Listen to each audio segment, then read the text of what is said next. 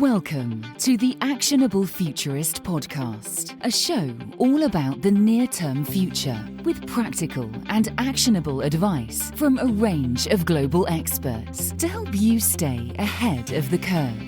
Every episode answers the question, what's the future of? With voices and opinions that need to be heard. Your host is international keynote speaker and actionable futurist Andrew Grill. In the race to dominate AI, we've seen our data privacy, democracy, and even our human rights impacted. To understand what brands and consumers need to do to fight back, I spoke with Anton, Group Chief Technology Officer at leading experiential design company Imagination. Anton is responsible for overseeing Imagination's global technology strategy, project and service delivery execution to deliver immersive, engaging, and measurable experiences to clients including Mastercard, Ford, Major League Baseball, Jaguar Land Rover, and Shell.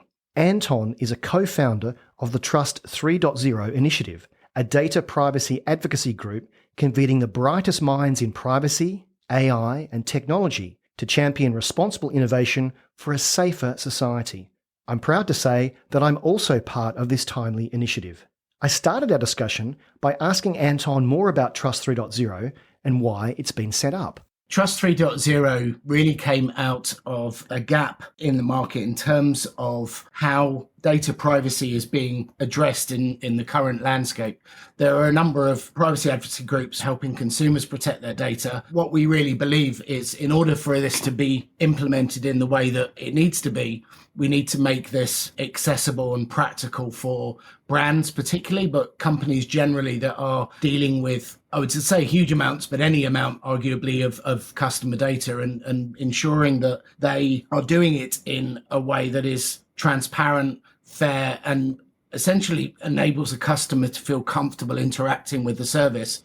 And I think the key here is, although it is absolutely for the end customer, there are real benefits to brands in ensuring that the data is stored, managed, and made as transparent as possible from a value exchange and a marketing perspective as well, and even from a security perspective, because if the data is handled and managed in the right way, it actually makes it much harder for bad actors to get access to that data as well. You're a charity organisation, so you've got some really interesting people involved in that. There's a bunch of regulation around this. What's the need for this? You said there's a gap in the market. Are regulators not doing enough? Are brands not doing enough? How can you possibly, as a third party, influence some of these big brands and government decisions? You've got two challenges. You've got the consumers on one side who predominantly are potentially scared. They want access to the services, but don't really understand the implications. What we've seen in the last decade or so is that consumers have essentially just willfully given their data over without really understanding what the impact is, but are becoming much more aware and much more concerned. On the business side, businesses are being hacked. And so there are organizations and certifications such as ISO 27001, which enables you to deal with the kind of security side. You've got B Corp, which enables you to address sustainability, which again, even 10 years ago, there were only a few very large organizations that were really taking sustainability seriously. However, there isn't an organization that's specifically looking at working with companies or brands to ensure that the data privacy side of things is properly handled. And at the moment, it's being very much left to individual brands and companies to decide how they deal with that. And if you look at someone like Google, who have become much more transparent, but essentially, live on customer data, versus someone like Apple, who have taken a very, very stringent data privacy approach, but also use that as a marketing tool. So where will you interact? Where will you interface with the brand side of the world and the consumer side of the world? The plan really is to primarily work with brands, which is what we're doing now. It's to really work with brands to help them understand what frameworks and approaches they need to implement. So although this is ultimately solved through some form of technology infrastructure, the focus really is on identifying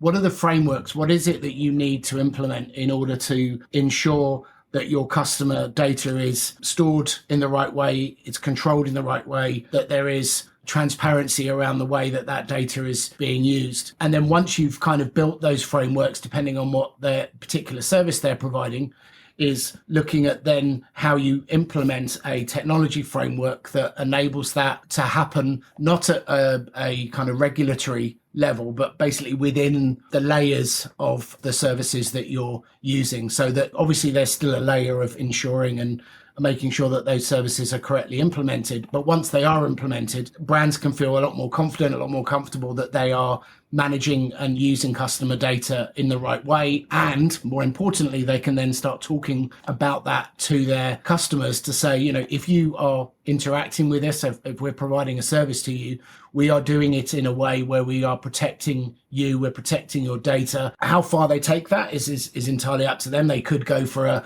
completely decentralized and anonymized approach where you're able to consume the service without the company that's providing the service having any knowledge of you or what you do. The kind of most extreme example would be something like Signal, which obfuscates literally every step of the process down to kind of where a call is made, when it's made, and for how long, as well as obviously all the data that's required and the conversations themselves, versus someone like WhatsApp, which actually stores all of that data except the conversation, versus just being more open about kind of how you use that data. Will you share it with third parties?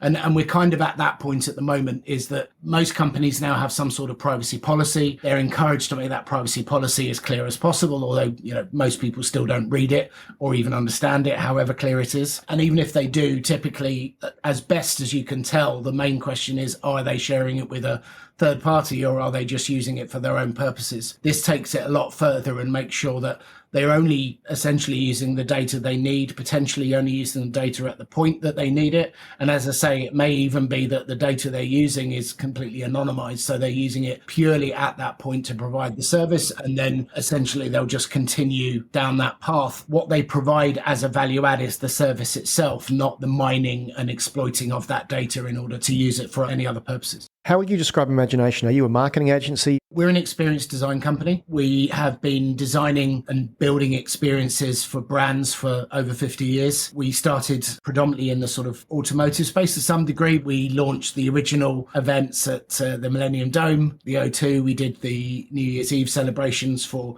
Sydney for nearly a decade. We launched products and services for a variety of different companies. We run large physical events as well as either physical, digital and virtually integrated events. So, for example, recently we launched the new European-made EV for Ford, which was a purely virtual event using pixel streaming to be able to enable people to drive the new car before it is actually available to the public and be able to order that. So we are, whether it's a physical event through to a completely virtual event, we are handling our clients' customers' data, and we're using that data often to create kind of personalized services. Our focus is always, from an experience design perspective, is how can you create the best possible experience for the end customer of that service. Your close work with brands, you've really realised that your own clients need to be privacy, trust assured. So is that why you've gone ahead and looked at the Trust 3.0 initiative? We have always taken how we handle customer data very seriously. We have applied and do apply the various regulations around the world like GDPR and CCPA. That's kind of for us a kind of baseline that we would do anyway. What we're looking at now and being aware of where the market's going is looking at ensuring that when we're working with clients, in the same way in the early days of kind of the sustainability conversation, as soon as they kind of come to us and say, actually, we want to build this with a slightly different framework. Maybe they want to launch a product or a service that actually focuses on data privacy, or they want to make it a key tenet of their marketing strategy as Apple has. We have the ability to, one, obviously be able to provide the expertise, the training, and ultimately, if required, the certification. We may certify ourselves, but we may also work with brands that want to be able to do that themselves, as well as our own platform, which handles all of the customer data for all of our clients.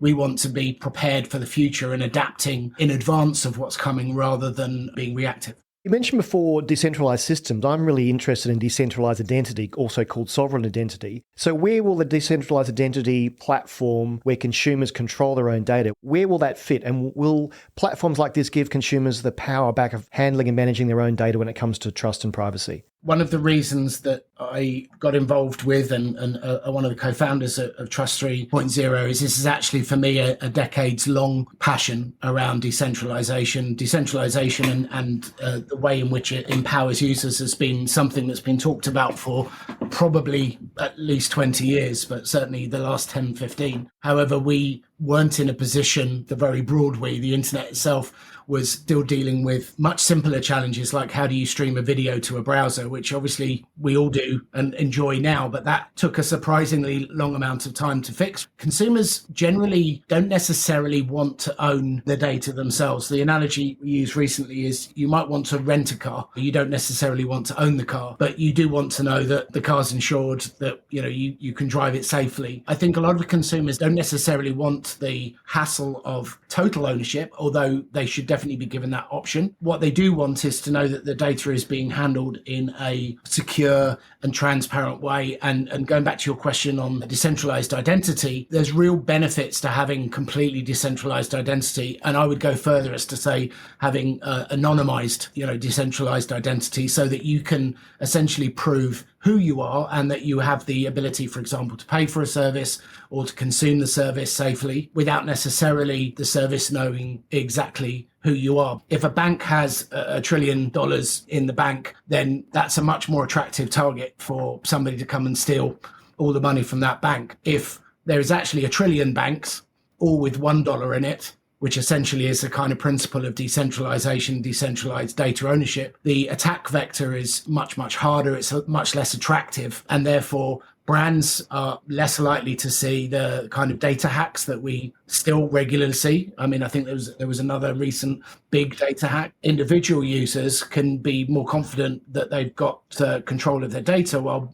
brands and bigger companies can have more confidence that actually they're less likely to essentially have the data to be compromised in the first place. I'm going to speak with Marie Wallace in a few weeks from Accenture, and this is her focus. She runs decentralized identity for Accenture. How far away are we from actually having this where consumers can actually very easily do this and it's frictionless? Because I think at the moment, it's a bit like when you first start getting involved in cryptocurrency and having to set up wallets and authorizing things. There's just so much friction there for the consumer. They think, it's just all too hard. Is there technology out there? Are there processes that are going to make this really easy? And to my first question, how far away are we from this really? It's a really good question. I think the biggest barrier to this, despite the fact that it's been possible for many years, has been exactly that issue. Going back to the question to a consumer, do you want to own and control all your data? Yes, I do. Okay, here's the key. Keep the key in your pocket and make sure you don't lose it. But if you do lose it, all of your data that you own is gone. The people that cut the key and created the safe for you will not be able to get into that safe. Then you go back and ask the same question. So you want to own all your data? It's like, well,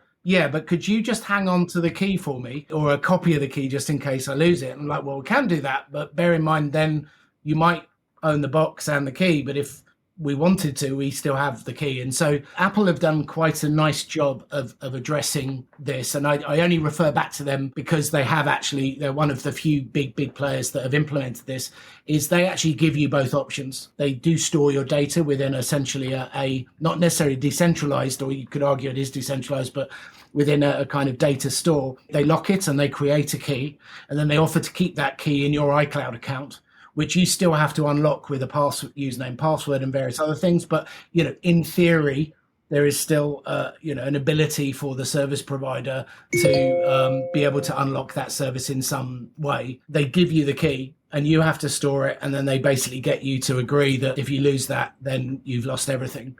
And I actually went for the latter, but even the version where they keep the key in iCloud is actually a very good balance. And so the technology is absolutely there. It's harder to implement. Obviously, it's easy to keep. Go back to the original analogy, 1 trillion records in a large database. I mean, it's easier from a point of view of the kind of initial implementation. And it's much easier to have one key for the whole thing rather than having 1 trillion keys.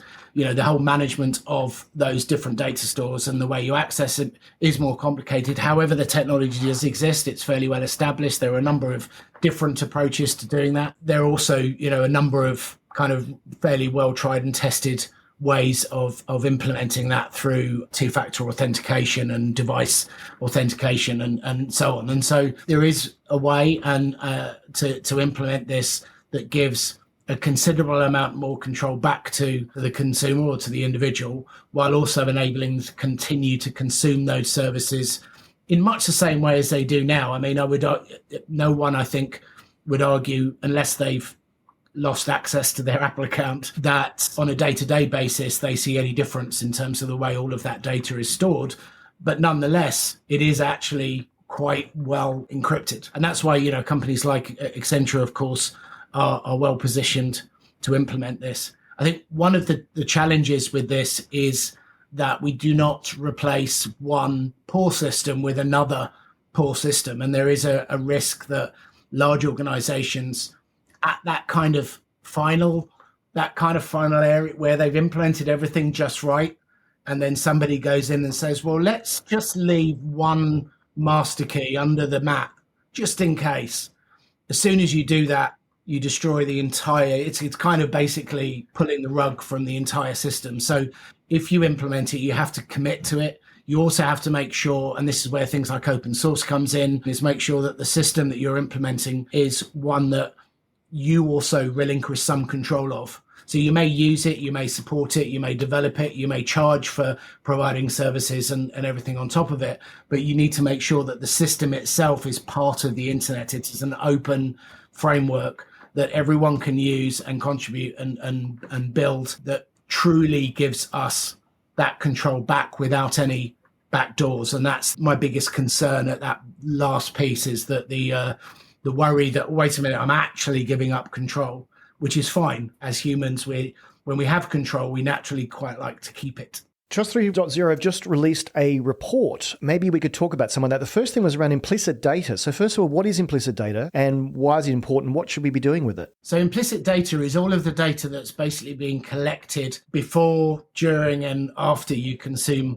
a service that you won't necessarily be aware of. Even before the current advances in AI, they can pretty much work out what you want. They could work out that you're going to order a coffee in 20 minutes from the Starbucks on the high street in Sheffield, even though you may not have done that before, because they have so much data on you that they can work that out. Now, obviously, some of the advantages of that is that you get there, your coffee's already ready, it's nice and piping hot, there's a table outside because they know you like to sit outside, and that's a really lovely user experience. So the use of implicit data isn't inherently a bad thing. It's the way in which it's used and the transparency for which it's used and the length for which it's retained. So if all of that data was used and they knew that which coffee you liked and you got the coffee and you got your favorite seat, but they actually didn't know who you were. So they didn't know it was Andrew. They just knew from all of those implicit data points that you wanted and you were able to consume that service. It suddenly again changes that slightly. But that's where implicit data is the thing that people don't realize, just how much data is being used, collected, on an ongoing basis. That brings me to another point, which was raised in the report, this value trade-off when it comes to consumer privacy. You gave some great examples there of data that could be captured and used. So two things, where is that balance? And secondly, if we move to sovereign or decentralized identity, does that remove that level of information? And so brands say, well, we can't give you a personalized experience. We don't know who you are. So where does the pendulum swing between helpful and creepy? This is really goes back to the question you had earlier on imagination. We are passionate about creating really personalized services for customers, and actually, very immersive, joyful experiences that can be made more joyful and cooler as a result of us using certain data points, whether they are based on you as an individual or the way you interact in a space. My belief is that you can create a service that is extremely anonymized to quite a high degree, while also actually being able to use some quite sophisticated data points in the moment. It's the way in which that's implemented. Part of that could be that the data, you sort of give permission for that data to be used at a certain point, and then that data is erased. So you can provide the service at that point without the company providing it having kind of long-term control over it. The flip of that is that actually they have all of the data, but they just don't know who you are. And so it's completely anonymized data, which is still very useful for brands to be able to improve the experience and even understand kind of how consumers interact with the brand and what products they buy. But they don't know it's you particularly you as Andrew might go to a show in Berlin and then another one in LA and then another one in London and interact with those and buy certain services and products. But if they actually said who was that person, they don't know who it is. And so there's lots, and this goes back to what we were saying earlier with Trust 3.0. We want to start not with the technology, but start with the approach and the framework to understand what is it that you need to be able to provide a really rich service. What kind of relationship are you looking to build with your customers, and then build a framework that enables you to deliver those services in a transparent way while also protecting your customers from the risk of overly intrusive or creepy technology taking over. So when we consider the ethical ramifications of any technology that should be baked into strategic planning for launching any new initiative, from vendor profiling, test and learn, technology on its own seems neutral. It's the use case that supplies the risk. Where do ethics and innovation meet when it comes to privacy and trust? When you're building those approaches and frameworks, you need to build your own ethics framework. So, obviously ethics means different things to different people. I'm not saying that you can necessarily come up with your own version of an ethical framework and then say, oh, well, I'm being ethical, because clearly some things aren't. But I think if you come up with what your approach is and you're open about what that approach is, and then you're implementing and using those services and honoring that, then I think that's kind of where it meets. If you're opaque in your approach, if you're downright dishonest, the ethical framework needs to be open, and then use the technology to implement it the way you've said you have. So I'm the actionable futurist, and I like to look far enough ahead to be useful. So where do you think the trust debate will be in 12 months? And what will Trust 3.0 have been doing to further this debate? We'll be working through continuing to build out those frameworks, working with some brands to help essentially identify the best approaches and frameworks to do that, having some sort of events and symposiums to be able to have these debates in an open forum, working towards providing training and support for how you start to implement some of these things, especially around decentralization and some of the identity areas that you've been discussing. And within 12 months, we're really looking to get to a position where we can start to provide a certification framework. So we would do the initial kind of survey or light audit on this, and then we would create a framework that enables other companies to be able to do the actual kind of proper auditing and certification with a Trust 3.0 certification kind of stamp on it. And so, that's where we're looking to get to. And then beyond that, just continue to be able to help brands and companies do this better, so that we get to the point where we have a very open, fair and equitable internet. And actually, when we talk about internet now, we're talking about our day-to-day lives. We're all using the internet or relying on it, even when we're in a very analog situation. So it's not just protecting the internet itself, it's protecting our kind of society and how we operate going forward. We're almost out of time. My favourite part of the show where we ask our guests a quick fire round. iPhone or Android? Oh, iPhone. Window or aisle? Window. In the room or in the metaverse? In the room. I wish that AI could do all of my... The first thing I thought of was homework. What's the app you use most on your phone? Probably calendar. Best piece of advice you've ever received? Purpose beyond self. What are you reading at the moment? I'm listening to a lot of Lex Friedman podcasts on AI. Who should I invite next onto the podcast? Lex Friedman. So as this is the Actionable Futurist podcast, what 3 actionable things should our audience do today when it comes to better understanding the opportunities and threats from a trusted environment? Treat data privacy as important as security and sustainability. Don't wrap it into those things. It's its own thing. Seek support and advice, not necessarily from Trust 3, but from whatever sources, to ensure that you understand what the challenges and opportunities are. And in the same way that many companies and individuals maybe are looking at things like AI, look at data privacy now with the same lens. AI will probably help in that respect. Focus on it now because it will benefit you in the future, both personally and as an organisation. Anton, a great chat. How can people find out more about you and your work and the work of Trust 3.0? For Trust 3.0, it's trust30.org. For Imagination, it's imagination.com. For me, probably LinkedIn. Thanks so much for your time today. Great to chat about this very important part of technology going forward. Thanks very much, Andrew. Thank you for listening to the Actionable Futurist podcast. You can find all of our previous shows at actionablefuturist.com. And if you like what you've heard on the show, please consider subscribing via your favourite podcast app so you never miss an episode. You can find out more about Andrew and how he helps corporates navigate a disruptive digital world with keynote speeches and C-suite workshops delivered in person or virtually at actionablefuturist.com. Until next time, this has been the Actionable Futurist Podcast.